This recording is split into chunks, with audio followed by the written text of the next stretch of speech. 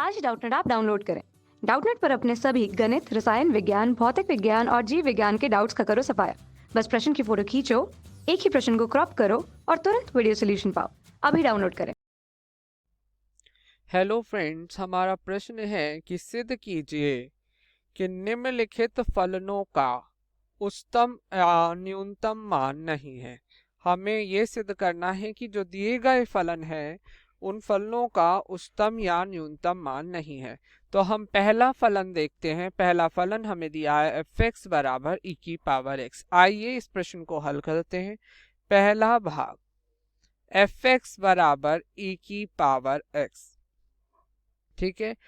अब जब उच्चतम और न्यूनतम मान की बात होती है तो पहला चरण होता है कि हम दिए गए फलन का अवकलन प्रथम अवकल गुणांक निकालें। या प्रथम अवकल गुणांक क्या हो जाएगा? e की पावर x। फिर दिए गए फलन के प्रथम अवकल गुणांक को 0 के बराबर रखें या e की पावर x बराबर 0। या आप जब इसे log में कन्वर्ट करेंगे तो ये हो जाएगा log बेस e0 बराबर x। या x बराबर आपका आ जाएगा log बेस e0, जो कि एक अनिर्धारित है, जो कि जिसका मान जो log e0 अनिर्धारित है। ठीक है, log e0 अनिर्धारित है।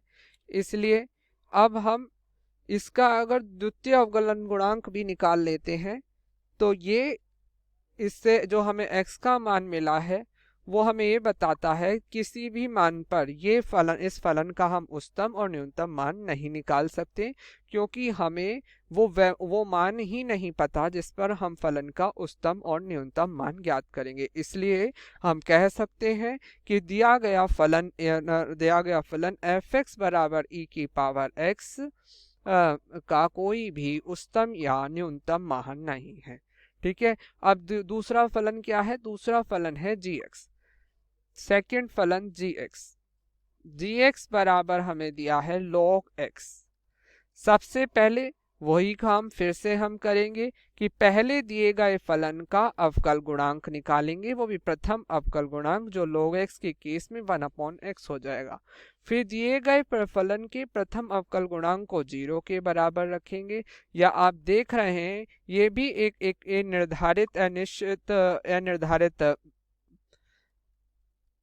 अनिर्धारित x का मान बन रहा है। ये फॉर्म अनिर्धारित है, इसलिए जो ये 1/x बराबर 0 फॉर्म बन रही है ये अनिर्धारित है, क्योंकि वो हमें मान ही नहीं पता जिस पे फलन उच्चतम होगा या न्यूनतम होगा। इसलिए हम कह सकते हैं कि gx बराबर log x का फलन का मान ना तो कोई उच्चतम मान है और ना ही कोई न्यूनतम मान है। इसलिए हम इस प्रकार हम आगे तीसरे प्रश्न पर बढ़ते हैं। हमारा तीसरा प्रश्न है hx बराबर x³ plus x² plus x plus 1। तो आइए हम तीसरे प्रश्न को लिख लेते हैं। hx बराबर है x³ plus x² plus x plus 1। अब हम क्या करते हैं? अब हम इस दिए गए फलन का प्रथम अवकल गुणांक ज्ञात करते हैं। जब हम प्रथम अवकल गुणांक प्राप्त करेंगे तो हमें ये अवकल गुणांक मिलेगा। जब हमें ये अवकल गुणांक मिलेगा, अब हम इस दिए गए प्रथम अवकल गुणांक को 0 के बराबर रखेंगे तो 3x² प्लस 2x प्लस 1। अब देखिए ये इसके आसानी से गुणनखंड नहीं हो पा रहे हैं, तो इसलिए हम इसमें श्रीधराचार्य विधि लगाएंगे। श्रीधराचार्य विधि में हम विविधकर निकालते हैं, या जिसको हम d बोलते हैं। तो आइए हम पहले d निकाल लेते हैं। d बराबर क्या है? √b क्या है?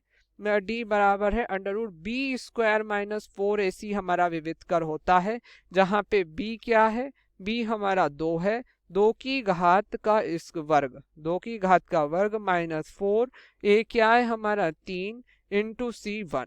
तो यह क्या है? 2 की घात की 2 को हम लिख सकते हैं 4 और 4 तिया 12 या √ में -8। आप देख रहे हैं विविधकर एक काल्पनिक इमेजिनरी नंबर या काल्पनिक संख्या को शो कर रहा है। इसलिए श्रीधराचार्य विधि यूज करते हुए यहाँ पे एक काल्पनिक मूल हमें इस समीकरण के काल्पनिक मूल मिलेंगे। तो इसलिए हम कह सकते हैं जो दिया क्योंकि जो जो मान इस समीकरण के आ रहे हैं क्योंकि वो काल्पनिक हैं, इसलिए हमारे पास उच्चतम और न्यूनतम मान निकालने के लिए फलन का वो मान ही नहीं है जिस पर हमें फलन को उच्चतम या न्यूनतम निकालना है। इसलिए हम कह सकते हैं कि दिए गए फलन एच एक्स बराबर एक्स की cube plus x square plus x plus 1 का कोई भी उच्चतम और न्यूनतम मान नहीं है। Thank you.